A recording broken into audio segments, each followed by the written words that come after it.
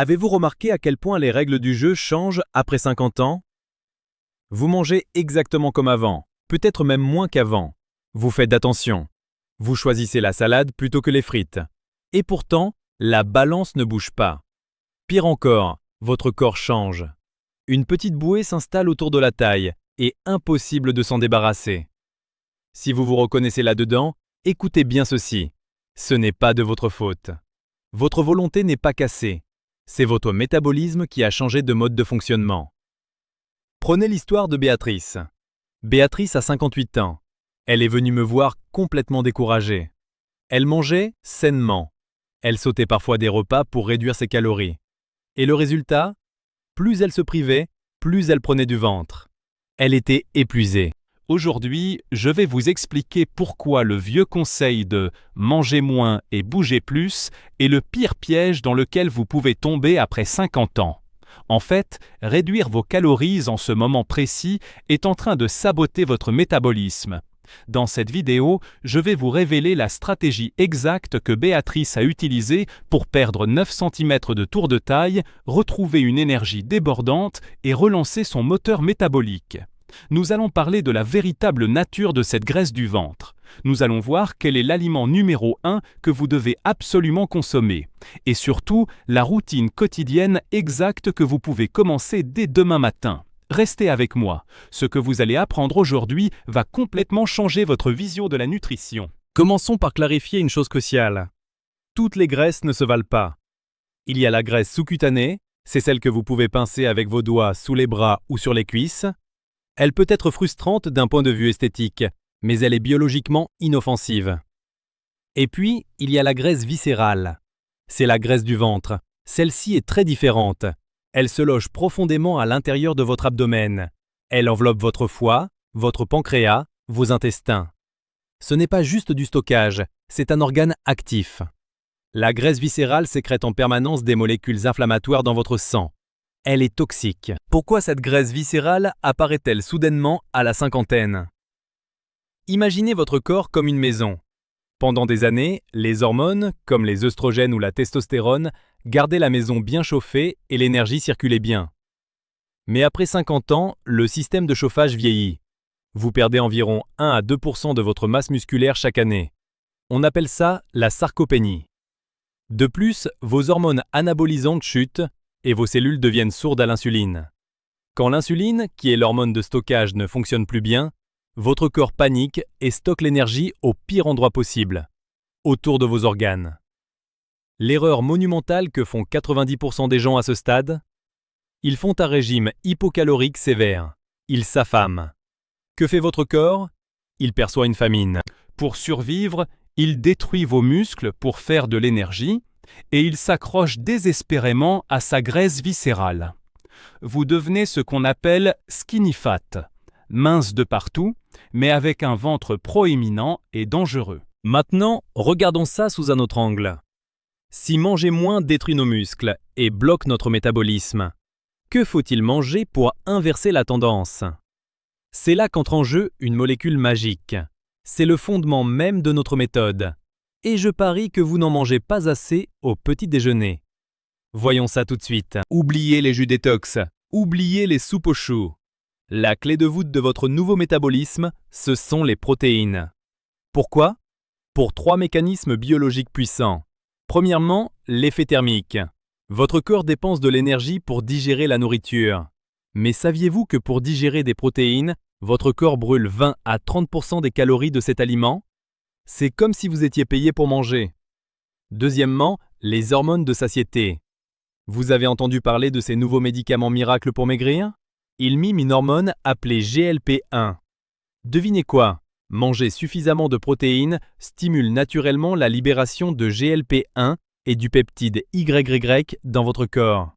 Cela coupe net la faim. Troisièmement, la protection. C'est le bouclier de vos muscles. Si vous perdez du poids sans protéines, vous perdez du muscle. Si vous mangez des protéines, vous forcez le corps à puiser dans la graisse. Reprenons le cas de Béatrice.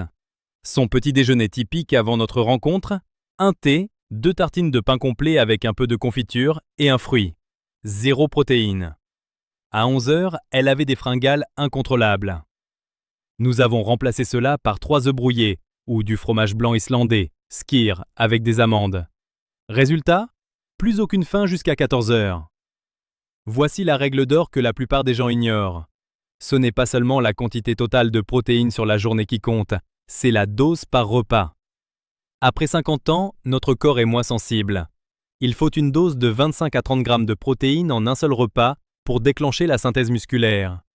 Visez au total entre 1,2 et 1,6 g de protéines par kilo de votre poids corporel idéal chaque jour. Avant de passer à la suite, comprenez bien ceci. Manger beaucoup de protéines, c'est génial. Mais si vous les associez avec le mauvais type de carburant, vous allez bloquer la combustion des graisses. Il faut associer les protéines à un macronutriment spécifique pour éteindre l'inflammation de votre ventre. Et ça va aller à l'encontre de tout ce qu'on vous disait dans les années 90. Pendant des décennies, on nous a dit de fuir le gras. Le gras rend gros. C'est l'un des plus grands mensonges de l'histoire de la nutrition. La vérité? Pour perdre du gras, et surtout de la graisse viscérale, vous devez manger du gras. Mais pas n'importe quel. Nous cherchons à abaisser votre insuline. Quand l'insuline est basse, les portes de vos cellules graisseuses s'ouvrent et la graisse est libérée pour être brûlée. Et devinez quel aliment ne stimule absolument pas l'insuline? Les graisses saines. La stratégie est d'ajouter des graisses monoinsaturées à vos repas protéinés. Une généreuse cuillère à soupe d'huile d'olive extra vierge sur vos légumes, un demi-avocat, une poignée de noix de macadamia ou de noix de pécan.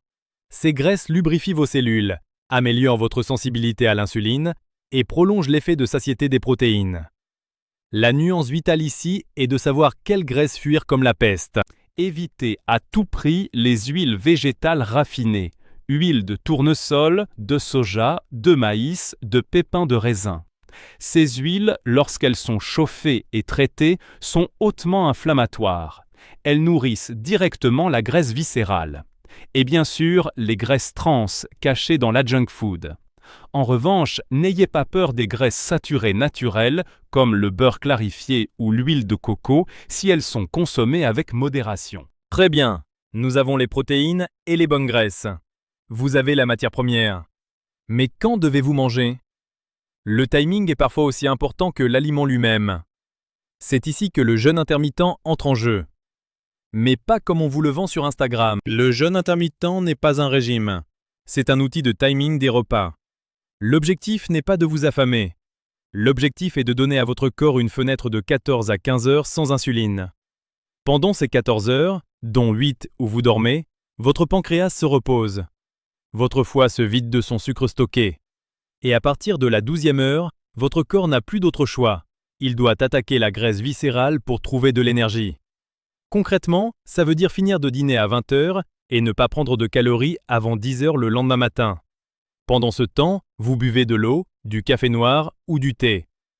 C'est ici que 99% des gens font une erreur fatale. Comment cassez-vous ce jeûne?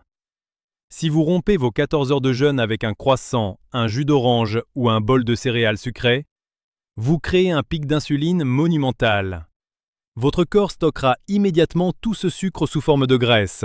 La règle d'or absolue, rompez toujours votre jeûne avec des protéines et des graisses. Un bouillon d'os, des œufs, un reste de poulet de la veille.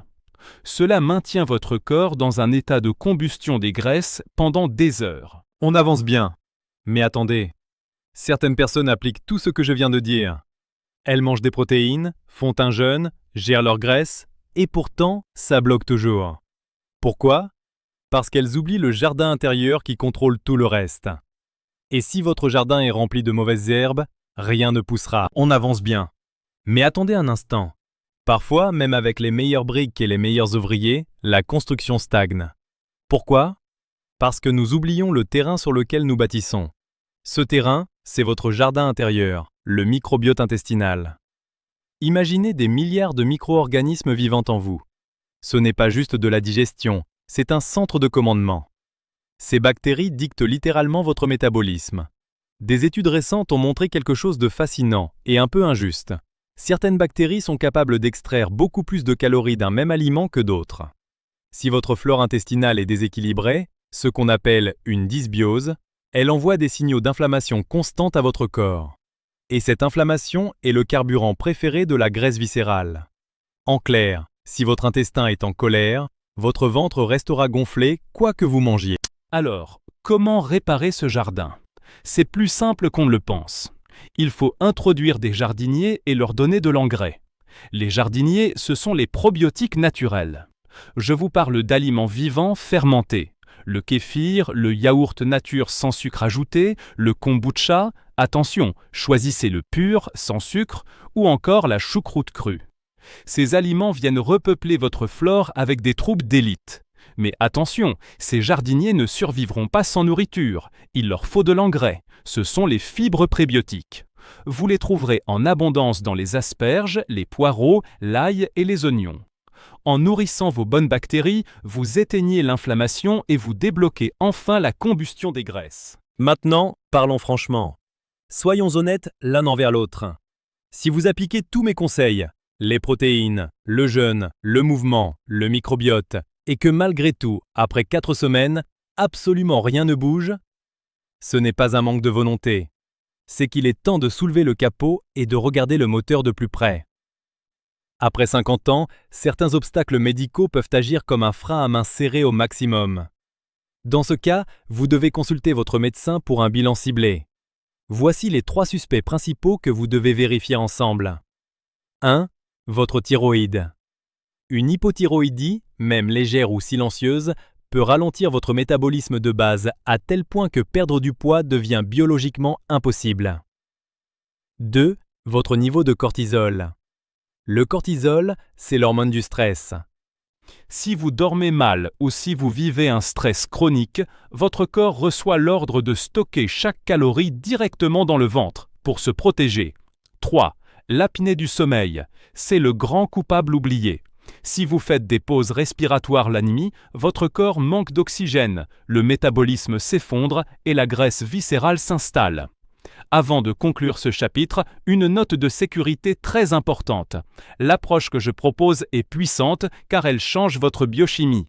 Si vous souffrez d'une insuffisance rénale sévère, si vous êtes diabétique sous insuline, si vous souffrez de la goutte ou si vous prenez des anticoagulants, ne modifiez pas radicalement votre apport en protéines ou votre rythme de repas sans l'accord explicite de votre médecin.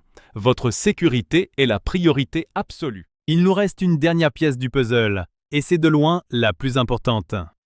Vous pouvez manger toute la protéine du monde. Si vous oubliez cette dernière étape, votre corps la transformera en sucre et vous ne construirez jamais de muscles. C'est ce que j'appelle l'erreur fatale de l'activation. Il nous reste une dernière pièce du puzzle. Et écoutez bien ceci, car c'est là que 80% des gens échouent. Vous pouvez consommer les meilleures protéines du monde, vous pouvez jeûner parfaitement, mais si vous oubliez cette étape précise, votre corps transformera cette précieuse protéine en simple énergie, voire en sucre. Pensez-y un instant de cette façon. La protéine, c'est une brique. Vous vous faites livrer des palettes de briques sur un terrain vague. Mais à quoi sert une montagne de briques s'il n'y a pas de plan d'architecte et d'ouvrier pour construire le mur? À rien. Les briques vont juste rester là. Sans exercice de résistance, la protéine que vous mangez n'a aucun signal pour se diriger vers vos muscles. Pour que ces protéines réparent vos fibres et construisent votre moteur métabolique, vous devez donner un ordre clair à votre corps. Ce signal, c'est l'activation musculaire. Maintenant, respirez un grand coup. Je sais ce que vous pensez. Je ne suis absolument pas en train de vous dire d'aller soulever des haltères de 50 kg ou de passer 2 heures par jour dans une salle de sport bondée. C'est intimidant, et après 50 ans, on a souvent des articulations qui grincent un peu. Je le comprends parfaitement. Reprenons l'exemple de Béatrice. Béatrice détestait le sport, l'idée même d'aller dans une salle l'angoissait. Pourtant, elle a obtenu des résultats extraordinaires avec seulement 2 séances de 15 minutes par semaine, chez elle, en pyjama. Comment? En utilisant la résistance intelligente. Elle faisait des squats en s'asseyant et en se relevant simplement d'une chaise pour protéger ses genoux. Elle faisait des pompes, mais debout, inclinée contre le mur de sa cuisine, pour tonifier ses bras sans forcer sur ses épaules. Elle tirait sur des bandes élastiques en regardant la télévision. C'est ce léger effort, cette petite tension, qui envoie un message d'urgence à votre cerveau. Ce message dit « Attention, on a besoin de force pour notre quotidien. Utilise les protéines qu'on a mangées ce matin pour consolider notre armure. Rappelez-vous cette règle d'or fondamentale. 1 kg de muscle brûle 3 fois plus de calories au repos qu'1 kg de graisse. Vos muscles ne servent pas qu'à porter des courses. Ce sont des éponges à sucre. Plus vous avez de tonus musculaire, plus vos muscles absorbent le sucre de votre sang rapidement, empêchant l'insuline de le transformer en graisse viscérale. Le muscle, c'est littéralement votre assurance-vie contre le vieillissement. C'est votre fontaine de jouvence. L'exercice de résistance, qu'il s'agisse de petits poids, d'élastique ou du poids de votre propre corps, devient non négociable après la cinquantaine. Pour vous prouver que c'est accessible, regardons à quoi ressemble la routine typique de Béatrice aujourd'hui. C'est simple, redoutablement efficace, et ça ne lui prend presque pas de temps. 9 heures, l'heure du bâtisseur. Elle rompt son jeûne avec 30 g de protéines, généralement des œufs et un demi-avocat. Elle fournit les briques et les bonnes graisses. La règle des 10 minutes. Après ses repas principaux, elle ne s'assoit pas sur le canapé.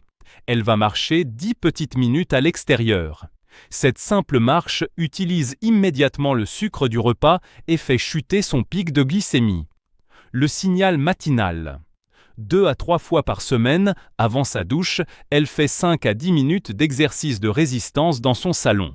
Juste assez pour sentir une légère brûlure dans ses cuisses et ses bras. Le résultat de cette routine minimaliste, en 3 mois, Béatrice a perdu 9 cm de graisse tenace autour du nombril.